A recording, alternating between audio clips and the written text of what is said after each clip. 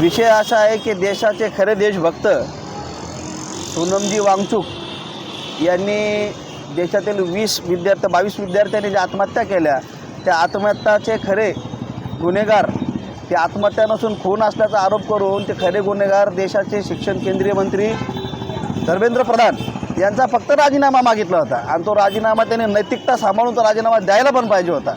पण खुर्चीच्या लालसेपोटी 22 मुलांचा आत्महत्या नसून तो खून आहे असा आमचा देखील आरोप आहे। कारण एवढ्या मुलांना आत्महत्या केली तरी याचे डोळे उघडत नाही आहे। यासनं खरोखर खुर्चीवर बसण्याचा अधिकार आहेत का हा पहिला त्यांनी स्वतःला प्रश्न विचारला पाहिजे। आणि आम्ही लवजी शक्ती सेनेच्या माध्यमातून आज खरे देशभक्त ज्याला म्हटलं जाईल सोनमजी वांगचुक साहेब यांच्या समर्थनात या ठिकाणी एक दिवशी उपोषण ठेवलेलं आहे।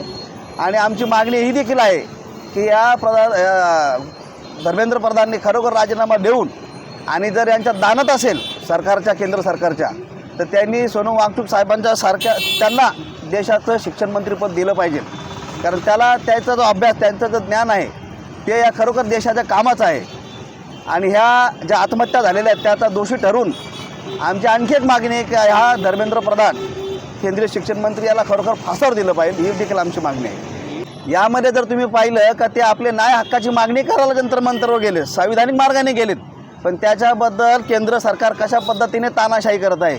त्यांना लोकशाही नको आहे, ते तानाशाही पद्धतीने लहान लेकरांना लहान मुलाबाळांना विद्यार्थ्यांना लाठीचार्ज करत आहेत, रक्ताभांबळ केलेला आहे।